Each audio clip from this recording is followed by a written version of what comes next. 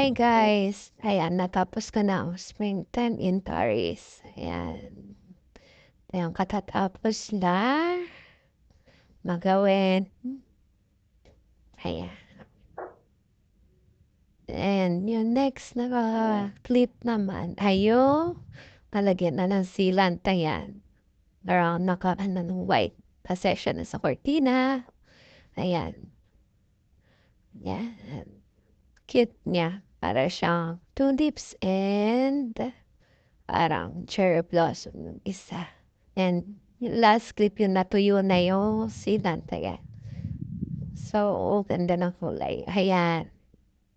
Ayan siya. See you sa next diamond painting natin gagawin. Baka hindi ka agad maka-upload. Easy mode muna ang nanay. Ayan. See you guys sa next video. Bye!